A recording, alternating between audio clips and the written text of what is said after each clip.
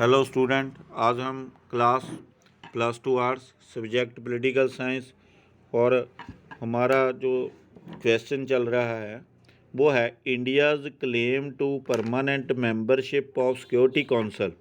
कि इंडिया का क्लेम है कि परमानेंट मेंबरशिप दी जाए सिक्योरिटी काउंसिल में, जो कि ऑर्गन्स है यूनाइटेड नेशन ऑफ ऑर्गेनाइजेशन का। तो इसमें एक सिक्योरिटी काउंसिल है जिसके 15 मेंबर होते हैं, 5 परमानेंट 10 नॉन परमानेंट। उसमें से एक परमानेंट मेंबर की जो डिमांड है, क्लेम है इंडिया द्वारा कि उसको भी एक परमानेंट जो मेंबरशिप है वो प्राप्त हो। तो उसके पीछे कुछ उसने बातें कही हैं, आर्गूमेंट्स किए हैं कि इस आर्गूमेंट्स के अकॉर्डिंग इंडिया को एक जो permanent membership of security council है उसमें मिलनी चाहिए। तो उसका है India claim to be made permanent member of security council and for this the following arguments can be given. तो कुछ फॉलोइंग आर्गूमेंट्स दिए गए हैं जो नीचे दिए हुए हैं, तो उनके बारे में हम बात करते हैं। सबसे पहला है largest democracy of the world. पहला आर्गूमेंट्स तो ये है कि इंडिया एक लार्जेस्ट डेमोक्रेटिक कंट्री है, क्योंकि इसमें बहुत सारी डाइवर्सिटी है।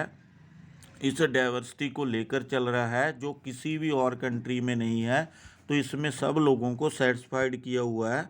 तो इस वजह से इसको एक जो डिज़र्व करता है कि इसको एक रिप्रेजेंटेशन दी जाए सिक्योरिटी काउंसिल में परमानेंटली। तो इस तरह से ये एक डिमांड है इंडिया की, जो आर्गूमेंट्स है कि ये एक सबसे लार्जेस्ट जो कंट्री है डेमोक्रेटिक कंट्री है। नेक्स्ट हम बात करते हैं कि स्टेबल एंड डेवलपिंग इकनॉमी। इसकी जो इकनॉमी है वो एक तो स्टेबल है, एक डेवलपिंग है। डेवलपिंग भी चल रही है और स्टेबल भी है, स्थिर भी है। जब से इंडिया ने आज़ादी प्राप्त की है तब से उसने डेवलपमेंट ही की है हर एक फील्ड में, चाहे वो पॉलिटिकल हो, चाहे इकोनॉमिक हो, चाहे कल्चरल हो, चाहे और कोई इस तरह का सोशल हो, इसमें डेवलपमेंट करता ही गया है। तो इस वजह के कारण स्टेबिलिटी रही है इंडिया में एक अच्छी डेवलपमेंट की। तो इसलिए इसको एक रिप्रेजेंटेशन मिलनी चाहिए या मेंबरशिप मिलनी चाहिए सिक्योरिटी काउंसिल में, परमानेंट मेंबर में एक सीट मिलनी चाहिए इंडिया को। ये क्लेम करता है इंडिया कि इसकी जो इकनॉमी है वो स्टेबल है। The economy of India is quite stable and developing with full. It is hoped that during the coming few years it will emerge as the most developed economy of the world। क्योंकि ये एक most developed economy बनने वाला है India कुछ ही पलों देर में, क्योंकि उसने लगातार वो एक स्टेबल और डेवलपिंग इकनॉमी को लेकर चल रहा है। नेक्स्ट हम बात करते हैं सपोर्ट टू यूनाइटेड नेशन। जो एक यूनाइटेड नेशन है सपोर्ट करते हैं कि कुछ ऐसे नेशन हैं जो यूनाइटेड नेशन में शामिल हैं, जैसे 51 मेंबर्स थे, उनकी भी सपोर्ट रही है कि इंडिया को एक रिप्रेजेंटेशन मिलनी चाहिए या फिर परमानेंट मेंबरशिप में उसका नाम होना चाहिए। तो इस तरह के कुछ नेशन हैं जो कि इसको लाइक करते हैं कि इंडिया के ये एक डिज़र्व करता है कि इसको एक जो डिज़र्विंग सीट है वो मिलनी चाहिए। नेक्स्ट हम बात करते हैं चेंज इंटरनेशनल एनवायरनमेंट। तो साथ में एक जो इंटरनेशनल एनवायरनमेंट है उसमें भी चेंज आ रहा है। उसके अकॉर्डिंग हम ये भी बोल सकते हैं कि टाइम टू टाइम हर एक कंट्री को एक देखा जाता है कि किस तरह की सिचुएशन है पूरे वर्ल्ड में, उसके अकॉर्डिंग रिप्रेजेंटेशन भी होनी चाहिए उस तरीके के। क्योंकि कुछ कंट्री ही उसमें शामिल हैं जो 5 कंट्री हैं परमानेंट मेंबर में।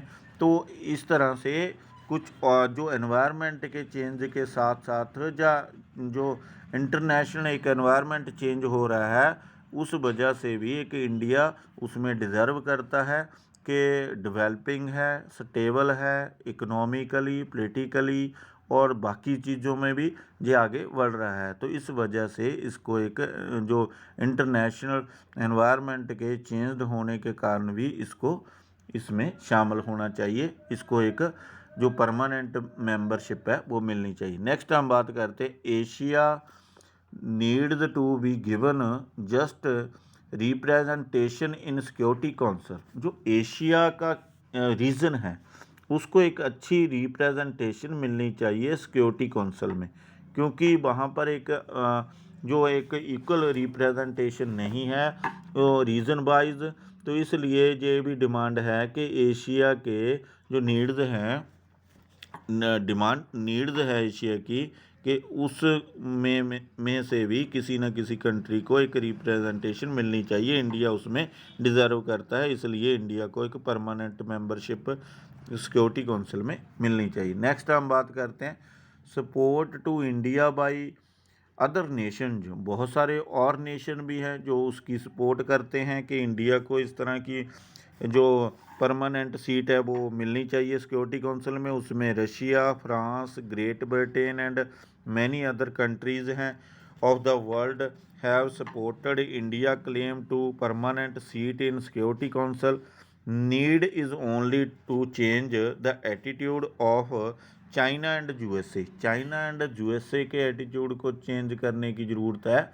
बाकी सब कंट्री इसके लिए तैयार हैं, वो ये मानते हैं कि इंडिया डिज़र्व करता है परमानेंट सीट के लिए सिक्योरिटी काउंसिल में। नेक्स्ट हम बात करते हैं अगले आर्गूमेंट्स की, वो है India's financial contribution to the United Nations. कि इंडिया एक कंट्रीब्यूट करता है यूनाइटेड नेशन को, एक जिस तरह के अदर कंट्री कर रहे हैं उसी तरह से इंडिया भी योगदान पा रहा है उसमें। तो इसलिए सब चीज़ें उनकी फेवर्स में जा रही हैं। डेमोक्रेटिक कंट्री भी है, अदर कंट्री भी उसकी सपोर्ट करते हैं, स्टेबल भी है, इकनॉमी भी उसकी स्ट्रॉन्ग है और डेवलपिंग भी है और एनवायरनमेंट भी उसके इन फेवर में जा रहा है और उचित रिप्रेजेंटेशन मिलनी चाहिए। उसी तरह से एक फाइनेंशियल कंट्रीब्यूशन भी बराबर का कर रहा है। तो इसलिए इसके साथ कोई डिस्क्रिमिनेशन नहीं होना चाहिए इंडिया के साथ। तो इसको एक परमानेंट सिक्योरिटी काउंसिल में सीट मिलनी चाहिए। नेक्स्ट हम बात करते हैं कि contribution of Indian peace keeping force under the command of the United Nations.